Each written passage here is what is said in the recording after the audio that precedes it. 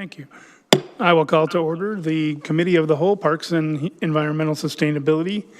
I'm the presiding officer, David Carson. In attendance are Council President Jessica Forsyth, Council Vice President Vanessa Kritzer, Council Member Melissa Stewart, and we have Council Member Steve Fields remotely, as well as Council Member Geraldine Anderson. Councilmember Khan is absent. We have, let's see, 4 items on our agenda today. The first is a resolution amending the city fee schedule, including fees CM 23-271 for EV charging. And we have a presentation.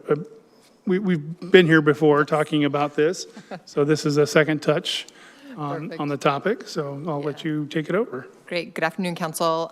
Jenny Liebeck, the Sustainability Manager, and with me today is Jack Anderson, our Sustainability Fellow. And so we are back with you today as a follow-up to the June 6th Planning and Public Works Committee of the Whole meeting. And just as a reminder, so the city has 2 public EV charging stations that are currently offered free of charge to our community. And we are proposing to add a new fee to address 3 primary goals. So first, with a charging fee, we expect that we can increase access and availability of our charging infrastructure. Just to quote one community member who, they submitted a complaint, but they noted that this is a wonderful service that the city offers, but if it's always monopolized by the same people, then it's not really providing a service to the overall community. So the second goal that we are trying to address with the charging fee is that we anticipate a reduction in customer complaints, which are usually focused on cars that are camped out in the charging spots. And then finally, we do anticipate that our public infrastructure, our EV public infrastructure, will grow in the future, and a fee would best position us moving forward as we add more charging stations at the city. Could you hang on 1 second? Yeah. So Chip, we're having problems with audio for our remote folks. Thank you. Okay, sorry to interrupt. Should I wait or keep going? Okay. So yes, I couldn't quite see all the chats. And so yeah, with that background, I do want to hand it over to Jack to discuss the different fee options and next steps. Hello, council members. Following our last conversation, we heard 4 different options for EV charging fees, which are summarized in the meeting materials. After analyzing the pros and cons of each option, we believe option 2 or 3 will best support the goals that Jenny just stated.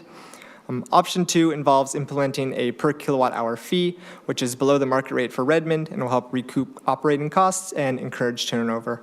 Option 3 utilizes the same per kilowatt hour fee, but implements a penalty after 3 hours, which strongly encourages turnover. Both of these options follow industry standards and offer competitive charging fees. With that background information, we are requesting council's guidance on which fee option to pursue for the city-owned EV chargers.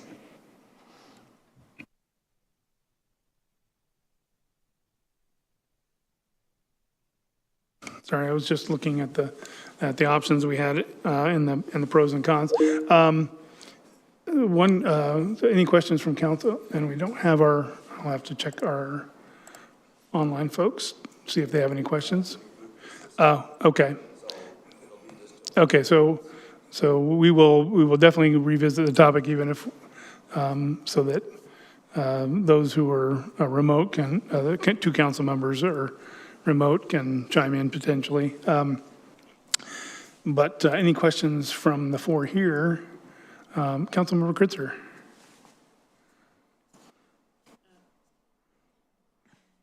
I guess one of the things that I was interested in is you all recommended 2 or 3. I know 3 was your original recommendation. And it seems like 2, though, in terms of cons, says that it won't obviously incentivize turnover, which I understood to be the primary goal. There's obviously a couple different goals. But would you say that the goal of recouping costs is actually more important than the turnover goal? I mean, honestly, the genesis of this entire conversation came with the amount of complaints that were coming to some of our staff, our customer service staff and our facilities staff. So that's, again, the immediate need that we are trying to address with this. And again, this goes down to the increasing access and also having that long-term kind of durable solution that will support us moving forward. So it's, it's honestly all three that are the big drivers for this effort. Got it. But I would say, from my perspective, from what I'm hearing from you, is Mm-hmm. like the customer complaints are more about the turnover than obviously the city recouping the cost, which is Yes. also Yep. a good thing for us to Yes, look that's at correct. in terms of our fiscal responsibility. But I would say if we're thinking about that, then 1 or 3 seems like that would be more prioritized in terms of those trade-offs. I would say I appreciate this analysis, and I know that I was one of the ones who was asking for it, and after thinking about it more, I think I'm okay with option 3, especially since it is about half of what or not half, but it's lower than the market rate in terms of what we're offering, so we're still offering people cheaper charging, and hopefully will encourage people to not sit in those spots for so long, so more people can use it. So I'm okay with going with option 3 at this point. Great, thank you. Yeah, Councilmember Forsyth. Thank you. Did we look at what other cities or like King County is doing for theirs? I know Bellevue has a $2 minimum, and I think King County is also $2. Did we study any of those models for these spaces?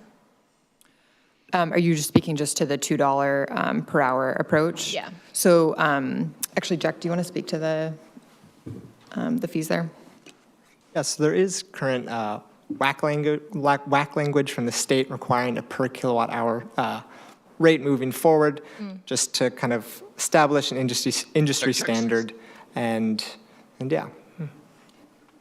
Yeah, and which is why, so those fees from Bellevue, there are a couple other cities, those are legacy, because that language was just passed earlier this year, or that requirement was just imposed earlier Those this year. cities will still have that, will still be allowed to carry with that $2 Check, amount? check, check. Or will they have to shift to the kilowatt hours with the new law In theory, they should be shifting? shifting, Okay. but it's not, Okay.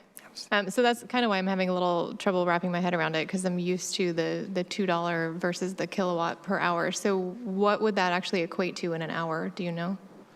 I think actually a great example is we added 2 new fee samples from City of Tacoma and City of Seattle, which are kilowatt hour fees as a comparison. And so I believe those are 21 cents a kilowatt hour. And Tacoma actually just amended their fee as a result of the change in state requirements. So again, the 18 cents per kilowatt hour fee that we have identified is very low still. In relation to not even just regionally here on the east side, but also what the other cities are charging. Okay, but if you're doing an apples to apples with the $2 comparison, is that? Yeah, because the charge speeds are so different, and right, so we can't really do that kind of comparison work. That's why I would look at the Seattle and the Tacoma examples, the city of Seattle and city of Tacoma as the apples to apples comparison. Got it. So in my opinion, I'm still a major fan of option 2. I think just the incentive of we're now charging will cause more people to turn over in those spaces. I think the big part of why people camp on those spaces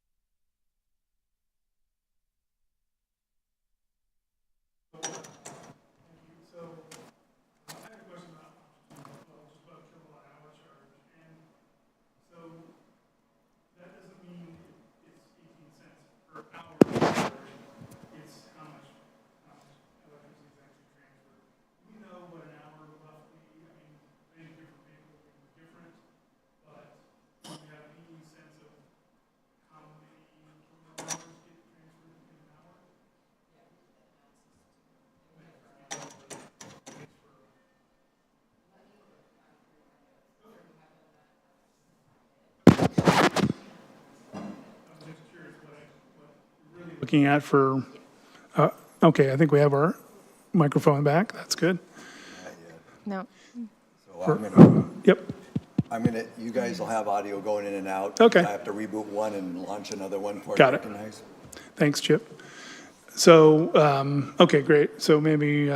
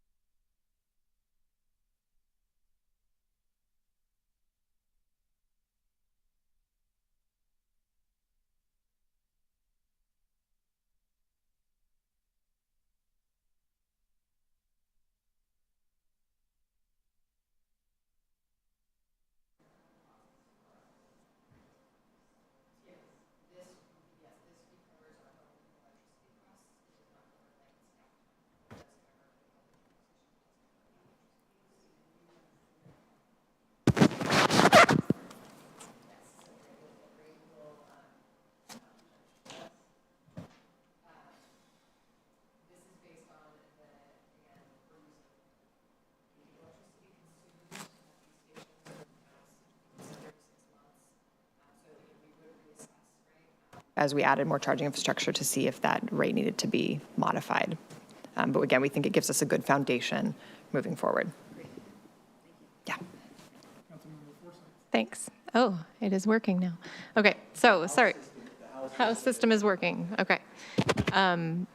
Sorry, I wasn't quite finished.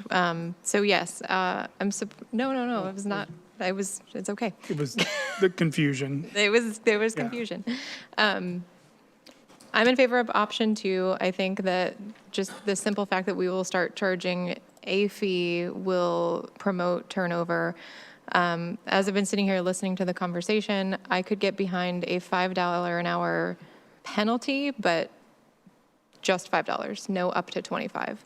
I still think that that will encourage folks that definitely need to be able to sit there for longer, like 3.5 hours, 4 hours to get a decent charge, because, you know, in the winter months, 3 hours doesn't get you much. In the summer months, it could fill you up. So I think if we're trying to think about being equitable, I think not penalizing folks that don't have a way to charge at home at their apartments and having it be a lesser fee than up to $25. I think that in and of itself is not equitable. So I could get on board with a $5 cap on the penalty, but I really prefer option 2 where we just start charging and see if that actually solves the problem in and of itself.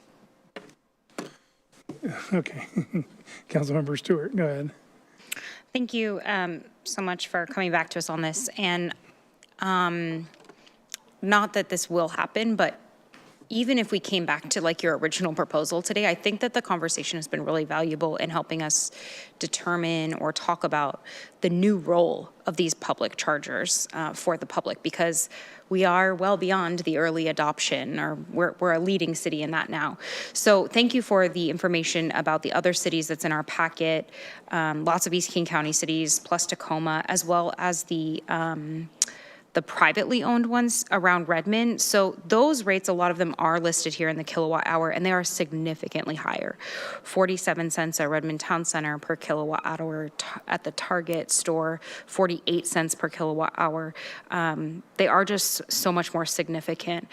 In hearing Councilmember Forsyth's concern, that does resonate, and yet I think with so many vehicles coming online that do have such a larger charge capacity, all to say, I guess it leans me back toward option 3, which again, I don't want there to feel disrespect that you came with that and then we had this conversation. It really helped us think through the purpose.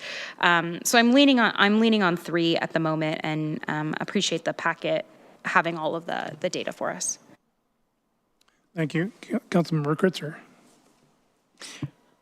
Thank you. I would just say, just in terms of the penalty issue, I do think that if we're saying that the goal of part of this change is to get the turnover and to enforce the 3-hour limit, well, I do appreciate where Councilmember Forsyth is coming from in terms of wanting to make sure that people who don't have access to charging infrastructure can charge. That, to me, is not the goal of these parking spaces, is that people can charge more than 3 hours, because there's literally a sign that says charge only up to 3 hours, similar to the same way that we enforce parking, that is only 2 hours, so that way we get parking spaces open around the city and that circulation going on. So for me, I think after some thought that adding the penalty I think does make sense. Otherwise, we should take away the 3-hour limit if we actually want it to be. If we decide that the goal is to create, and this could be a larger conversation, I think, to Councilmember Stewart's point of, as we think about future investments, if we wanted to be able to create more spaces for charging infrastructure in the city that could be at a subsidized cost, maybe that's a bigger discussion of how do we make that available, or what do we look at in terms of policies for multifamily buildings to ensure that all of them have spaces so that anyone who's in the city can charge their electric car wherever they live and charge closer to where they live. So I think those are bigger conversations. In this case, with just a few spots and the concerns that we've heard, I think it makes sense to try to incentivize people to stick to that 3-hour limit. Thank you. So we don't have anybody online anymore, so I'll go ahead and weigh in. I also think that there's no point in having a 3-hour limit if we're not going to do something to enforce it. If we don't penalize that, then people, if it's only going to be $5, then why wouldn't I just stay there all day and hog the thing? So doesn't make it more equitable to not have a penalty. Just like when you park on the street for more than 2 hours in a 2-hour zone, you will get a ticket. If you stay there overnight, you may get towed. There are consequences for not abiding by the, commonly accepted rules so if we post it and someone, runs, all day and nobody else gets to access it, I don't see where that's a benefit to the community at all. And so I think option 3, I would love to see it be market rate or closer to some of the others, because staff time costs what it costs. There is overhead in managing programs like this, and we should try to recoup those. I am very much things should pay for themselves and kind of person. So I don't see a problem with that. So I would actually say that maybe we need to look at the kilowatt hour charge, but definitely keep the penalty, because the whole point, the whole problem we're even talking about this because. The only reason we're talking about this is because we're having problems with turnover. And the surprising one is at the MOS where, someone just plugs in and leaves it all day and gets a free charge. Well, that's not okay, even though we have a 3-hour limit set on them. So I'm totally on with option 3. Don't really love the below market rate kilowatt hour. I think, if you don't have charging infrastructure, and it's still going to be a much better deal than trying to find a friend's house to charge your car at. So I think and it really will cause the turnover that we want to see. So that's where I'm at. Councilmember Anderson. Sure, I'll just weigh in. I agree with Councilmember Carson on increasing the rate to closer to market. Something like 80% is about 25 cents per kilowatt hour.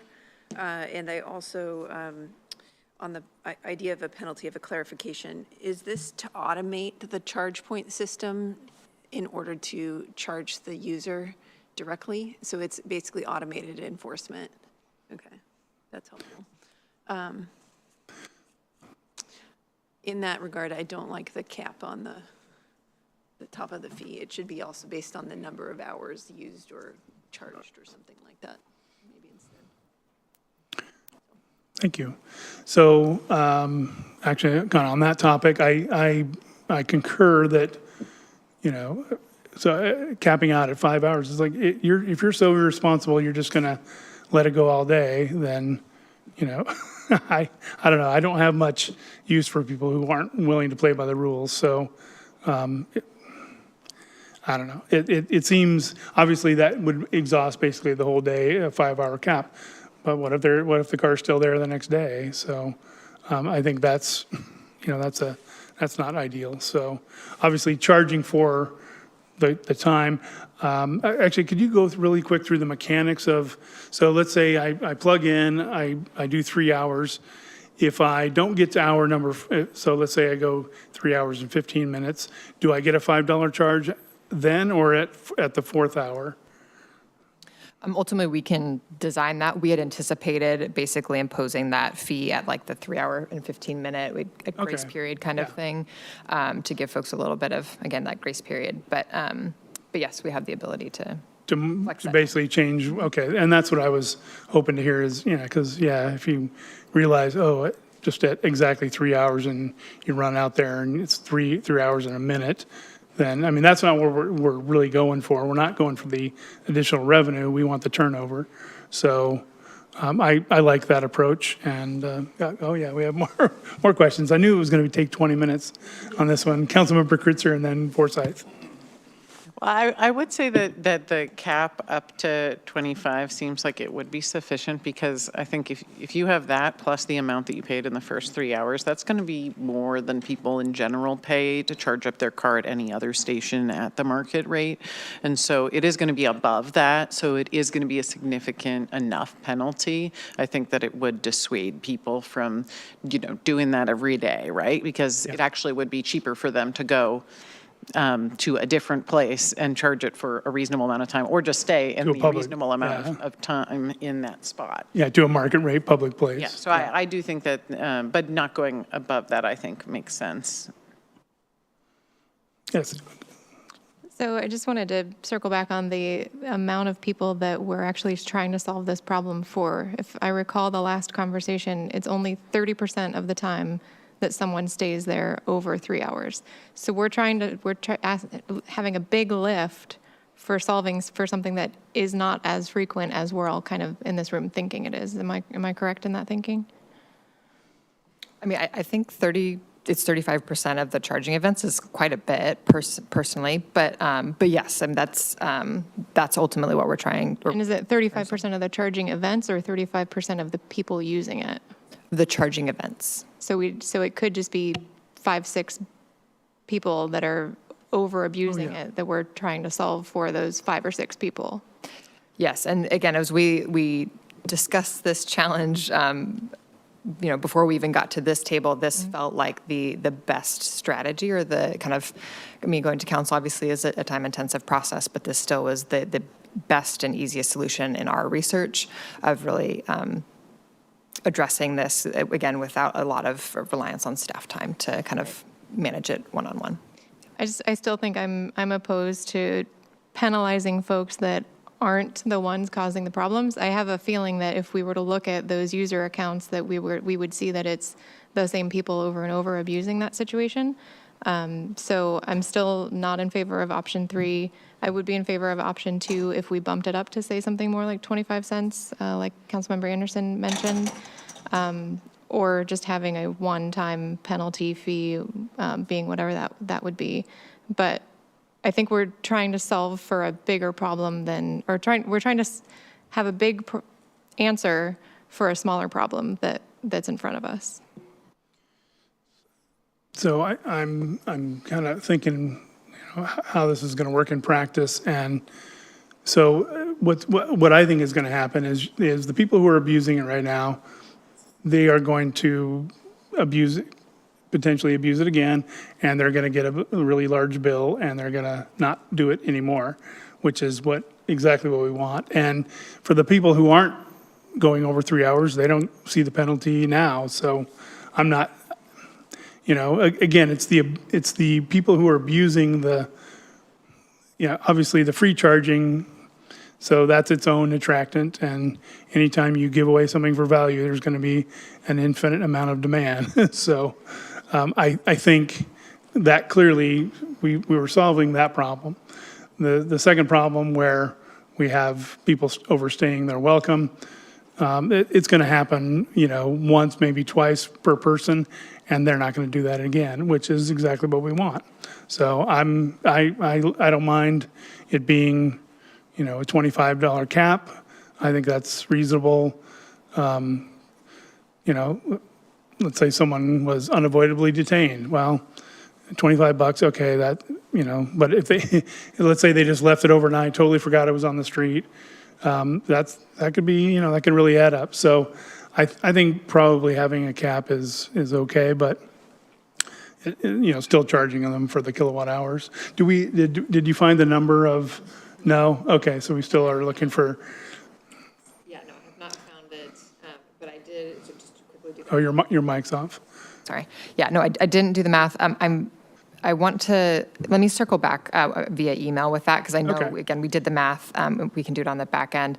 But one thing I did want to note is, so it's about 2,000 charging events over the last year. We're over that 3-hour Okay. limit. How many?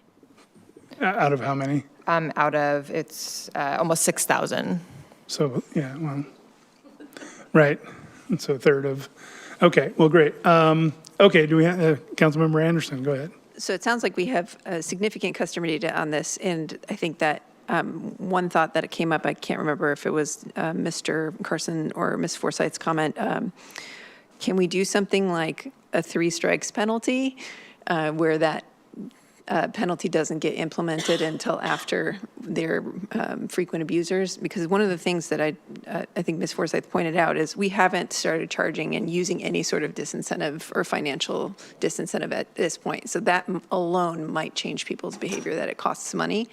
So I'm a little bit wondering about this penalty, but I think one of the things we could consider is maybe delaying the time to implement a penalty in whatever approach you might take for this policy to council, so that, 6 months after we try to see what the charging is, you can come back and we can establish a rate, whatever that ends up being, and then see if it's needed, because I'm kind of on the boat with Ms. Forsyth here, is that, we're trying to get people to use the chargers, and I think the idea that there's a limit and now there's a cost associated with it will generate the behavior that we're looking for.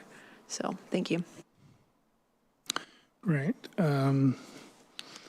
Okay, so what are our next steps? So you'll get the information that I was hoping to hear. I'm just curious what it, Yes. Is it $5 an hour roughly, or is it a couple bucks an hour? I mean. Yeah, and we have all those numbers, and I'm okay. just having a hard time finding No, them. that's fine.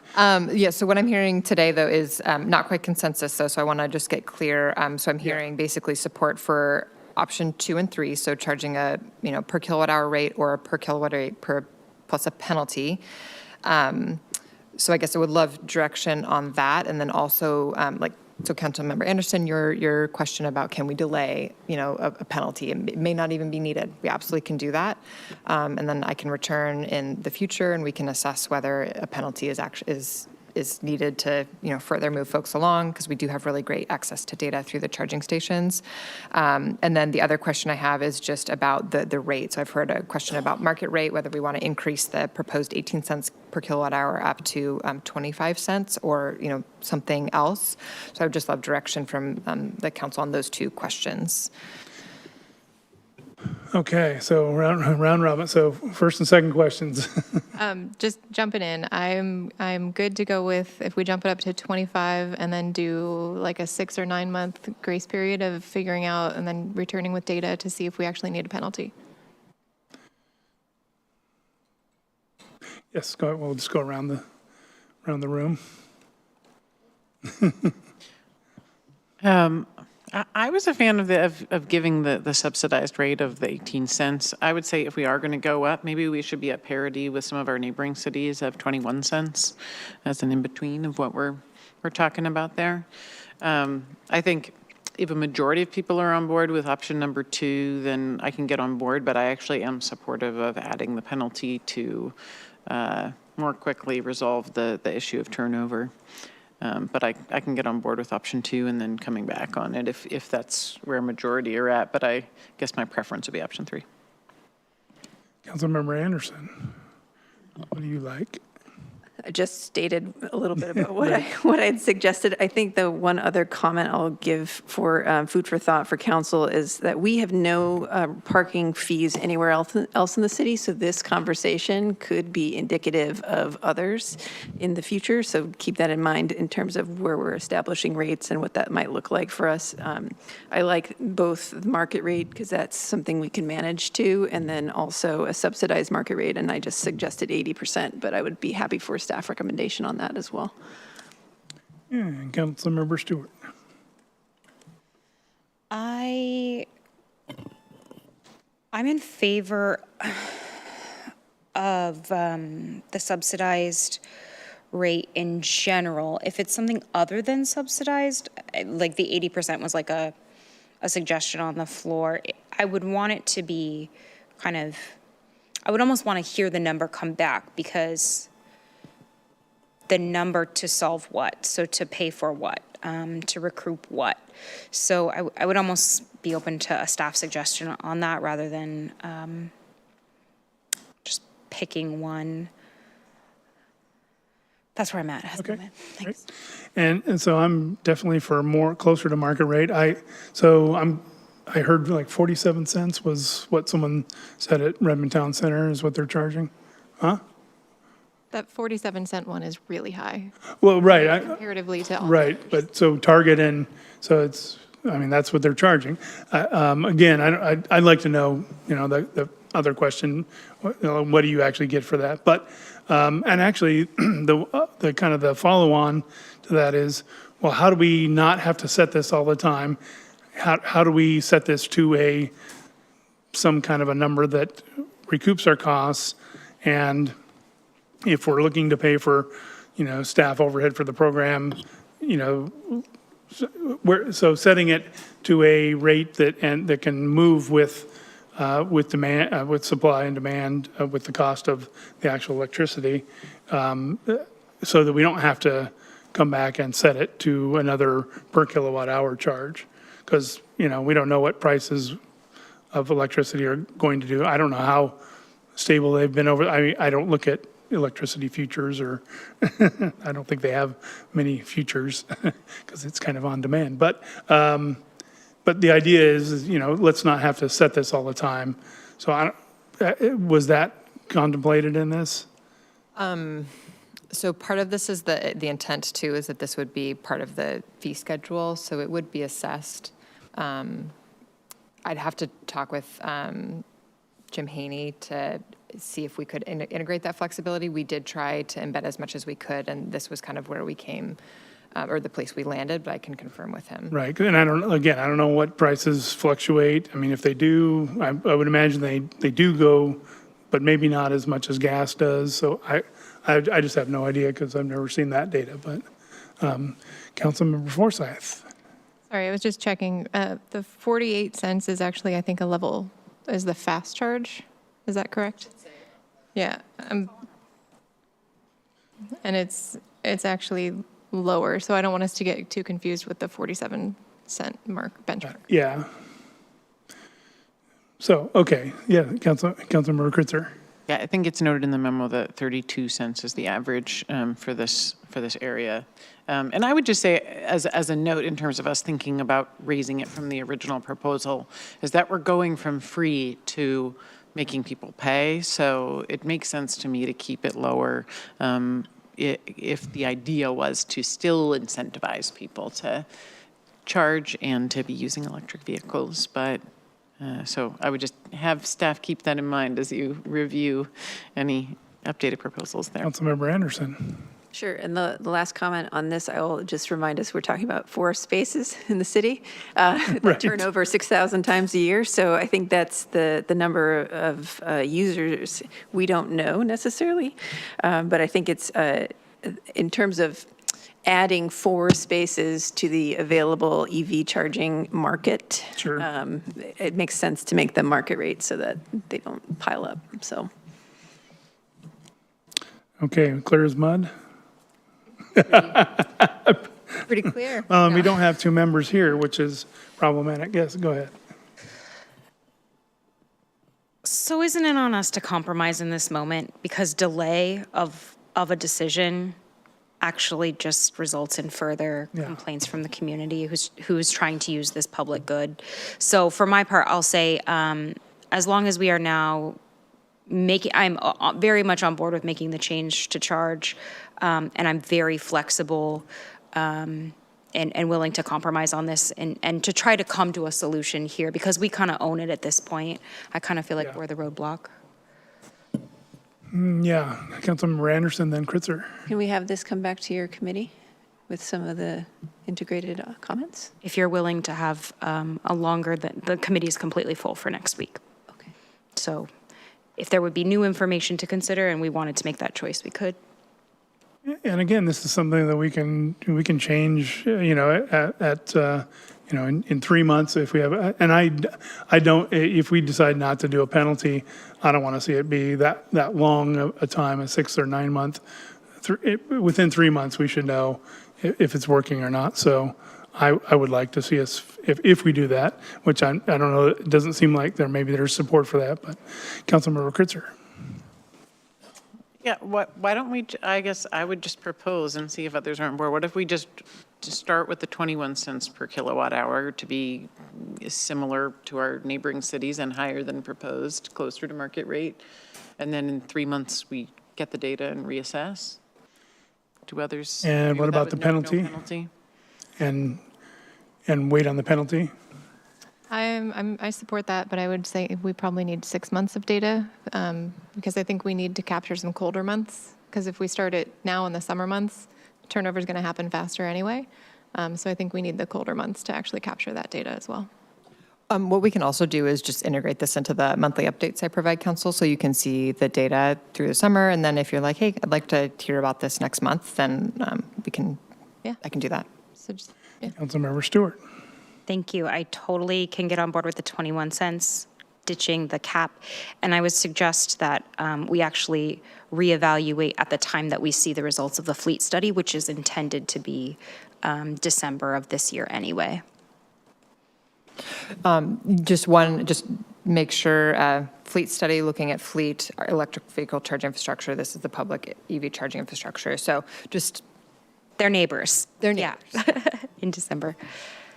Great. Okay, we've gone way over time on this particular item. So I do sense there's, so the 21 cents, I think I could get on board with. It was, it's closer to. It's more. It's more, yeah. I agree that it needs to be closer to market. But then have a 3-month check-in and that'll give us some information on the turnover aspect of it for the next 3 months, or after the 3 months after it is enacted and put in place. And were we on board with just a single 5 penalty initially, or no penalty? The proposal on the floor has No no penalty. penalty. Okay. Well, you said something about a cap and. Oh, excuse me. Okay, no, okay, I just wanted to make sure everything was clear. Okay, so no penalty, and then in 3 months after we have 3 months of data, then we potentially make that decision? Yep, that's perfectly clear, yeah. So what we can do is bring this to us to follow up with you on how much it costs to charge basically in that 3 hours, or the average please- user. CC all of council so that Perfect. everybody sees kind of what those costs are. Yep, and then our request too is that we return to council on July 5th for the consent agenda for this fee. And then the expectation is that then I will return with data for you all at 3 and 6 months. But again, I can integrate that into the monthly update so you can kind of see progress over time. Perfect. Good. I think we have consensus. Thank you so much. Really appreciate it. Yay. Blood has been gotten out of a turnip, so, all right. Very good. Item number 2. And I have. Only 20 minutes left to go. I have the next item. You I'll have- be very, very Perfect. quick. This is just the monthly sustainability plan updates. And so I guess just want to highlight 2 things for council and the community today. So first is that we are, the city, our Redmond 2050 team is moving forward with the development of a climate element. So this is in support of House Bill 1181, which just passed the legislature this year, as well as previous commitments from council and the mayor to ensure that we are demonstrating compliance with, past versions of House Bill 1181 by integrating climate and resilience considerations into our comprehensive planning efforts. So we're just starting that process now, have had a few community conversations just around themes and kind of the information that they would like to see in the climate element, but we're really excited to be moving that forward. And then the other thing I just wanted to note is that both our Public Works and Parks departments have been knocking out of the park with a lot of great studies and just implementation efforts. So just want to flag, you all again approved, or council approved, the contract for a fleet study, which will be instrumental in our fleet electrification efforts. That's a really pivotal, and in our infrastructure in general, our EV infrastructure, that study will be really critical to that effort. And then our Parks Facilities team is leading a facilities condition assessment, which will also be looking at ways that we can start to kind of strategically decarbonize our city facilities and work towards council's climate emergency declaration. So really appreciate all of the great work they are doing, as well as, and one other one is just that our Public Works fleet staff got their first load of renewable diesel as well, which was a key strategy in our sustainability and municipal operations plan. So lots of great stuff happening across the city. So that's it. Great. Thank you so much. Any questions? Councilmember Kritzer. First, just want to say on habitat restoration, woohoo, 900 trees being planted. Fantastic. Thanks, restoration crew. And secondly, just had a quick question on 2050. So I know that last year when the legislation that now has passed as HB 1181 didn't pass, we had already declared our intention to do so. So are we having to make a lot of changes now, or were we already basically on the path to doing what it now is in legislation? Yeah, so we were absolutely on the path. We actually, even in our last comprehensive plan, had a lot of climate, specifically greenhouse gas reduction strategies in our plan. And how we had talked about it last year was that we were basically weaving climate in across our plan, which is still absolutely true. But after just some assessment, and you can comply with 1181 by either having a standalone element or weaving those kind of climate requirements throughout your plan. But after just some analysis, we decided that it made the most sense for us to kind of have a standalone element to really consolidate our strategies, make it really clear and our commitment to this work. So it's absolutely yes before we were fully committed to it, and whatever result would have supported that. And this just again further holds that up. So. Great. Thank you.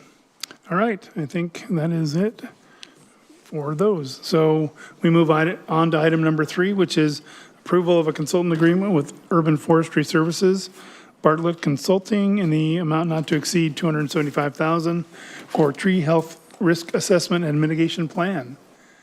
Dave Tuchek and Lorraine Hamilton are here to brief us. I emphasize brief. I got it. Thank you. Hello, council members. Dave Tuchek, Deputy Director, Parks and Recreation Department. We're here today seeking your approval of a consultant agreement with Urban Forestry Services, Bartlett Consulting, for the tree health risk assessment and mitigation plan in the amount not to exceed $275,000. The services provided by the consultant will include conducting a health and risk assessment of trees located on city-owned parcels and rights-of-ways. Hazardous trees will be risk-rated and mapped, and mitigation plan will be developed to reduce or eliminate the identified tree risk hazards. Types of city-owned properties receiving the tree health and risk assessment include parks, rights-of-ways, native growth protection areas, utility properties, which include well houses, lift stations, storm retention ponds, and those types of properties, and then also our fire stations. The project timeline, the plan is to initiate the tree health and risk assessment in August, so in a couple of months, and the final mitigation plan will be completed by December of this year, 2023. Following the completion of the mitigation plan, a contractor will be hired next spring in 2024 to complete the hazardous tree mitigation work. Final council approval for this consultant agreement is scheduled for the council business meeting on July 18th, 2023 on consent agenda. So that's the item. Thank you very much. Councilmember Forsyth. Thank you. So have we done one of these before? I didn't see in the memo where we've done anything like this, and what kind of spurred this on. Yeah, I can answer that. We've never done a comprehensive tree risk assessment, so we're actually extremely excited about this. We've talked about it before. We've recognized that there's quite a bit of liability exposure for the city, and then also, for the citizens. And we've all witnessed trees falling during windstorms and and so this will give us an opportunity to really take a close look at our inventory out there and come up with a mitigation plan. So yeah, it's going to be really good. There's examples of it around the community. City of Seattle has done a pretty good one a few years ago. And so, yeah, we're excited. Well, and part of what spurred this on was last biennium, Parks and Public Works took some time to assess vegetation management, who was doing what and where, and found some gaps in kind of trees that were no one's real responsibility at that point. So we realized that we needed to make sure that we took steps to mitigate that. So it was a one-time enhancement this budget cycle. And then there will be an ongoing plan to ensure that we're keeping track of some of those rights of ways and some of these other areas that just aren't consistently on our work plans for whatever reason. Some of them are native growth protection areas, so they don't have the same levels of maintenance that our parks have. Right. So then will this be used to, like, say there is a big storm event, we'll know where to look kind of first to see if trees have fallen? Or I guess my fear is that we're going to get this plan that says these trees are a hazard, and then we're going to clear a bunch of trees. Oh, well, there's money that is also in this to remove those hazardous trees. So that is part of this work, is to take out the trees that would create those risks during storms and whatnot. Okay, I think that's what I'm afraid of, though, is if we're going to get a feedback that we have all these trees that some may be more hazardous than others, and then we're going to see a bunch of tree clearing. What's that level of threat? Is that a part of this? Yeah, so that's a part of it. And basically what they're going to do is they'll have a team of 2 to 3 certified arborists, and this is all they do. And they will, we've been spending probably 3 to 4 weeks now mapping out all the specific areas that they're going to inspect. And they'll be doing what they call a level 1 tree inspection, so it's really kind of a walk around to just do a quick visual look. And if a tree visually looks like it's a hazard, so it's either got a large broken part, or it's leaning out over a very busy road, or it's dead, and there's imminent failure, then they will up the inspection to a level 2. So it's a much smaller population of trees. It'll get a level 2. With all the consulting firms that we've looked at, they're really conservative about that. They're tuned in to they're not going to be clear cutting large tracts of trees or anything like that. It's actually a pretty small percentage that gets this level 2.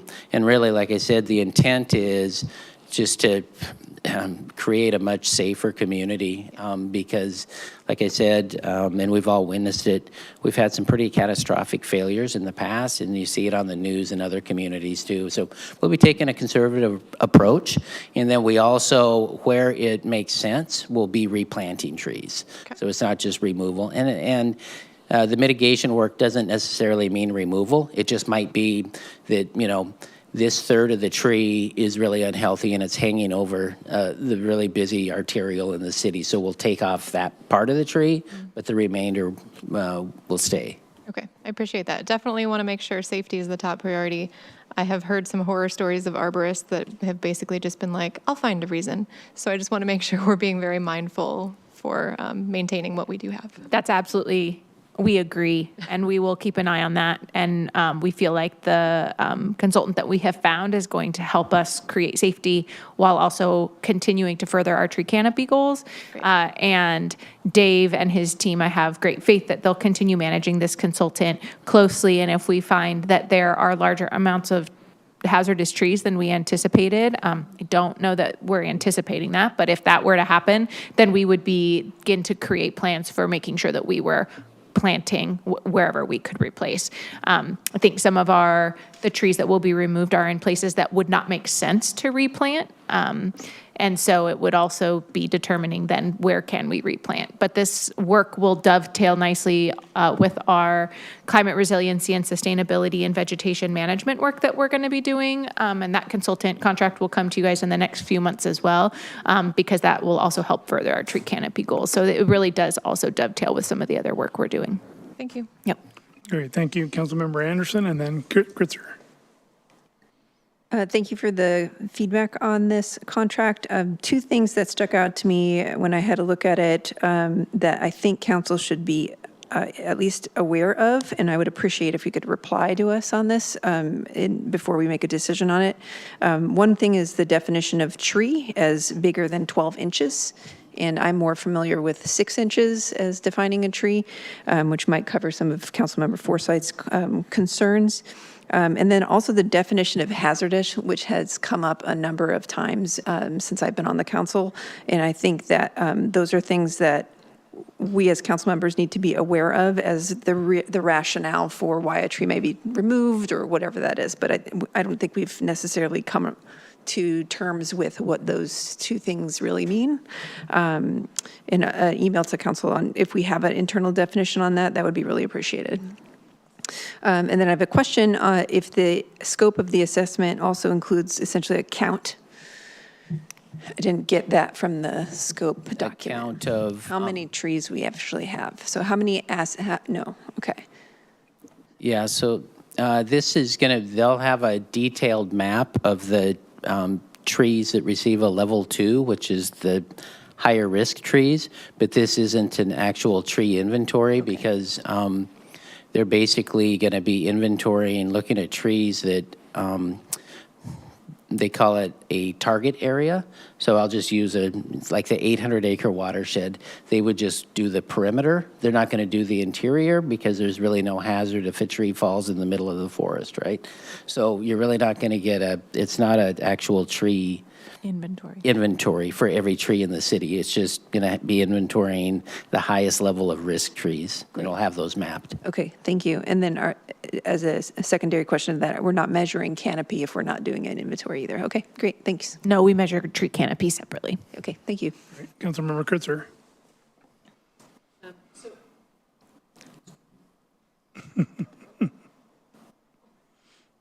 There it is. I got it.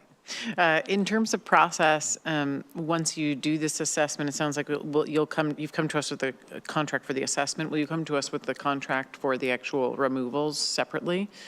Okay, and will we get a chance to see the outcomes of this assessment before we make the decision on the removals as well? Yeah, so part of this project, yeah, so they'll put together the mitigation plan and we'll have the full document. So that's publicly available. We can certainly provide that to council prior to hiring the contractor. Yeah, I think that's fine. And I would say we should know that if we're going to have you do this assessment, then hopefully we'll use that. So I think that is important. So I'm not saying that I wouldn't support actually using it, but it would be great to be able to see it so we know. Because I think my second or comment would be, I think a good thing to be able to develop alongside this would be a communication plan to the public about the work that is going to happen. Just because if people see trees removed, you don't always know actually.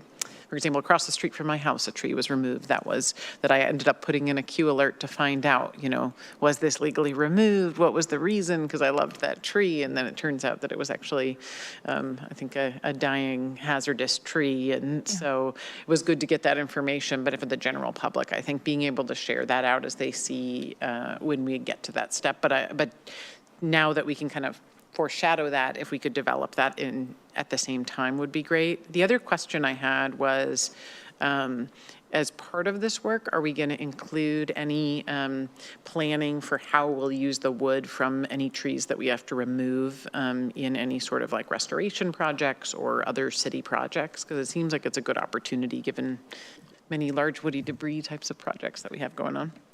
Yes, so very good comment and question, and we were contacted by our Natural Resource Division in Public Works about the woody debris, and they're already kind of focused on, large woody debris and some of the restoration projects. So Tom Hardy reached out directly to us, so we will work with them to see in these situations what makes sense.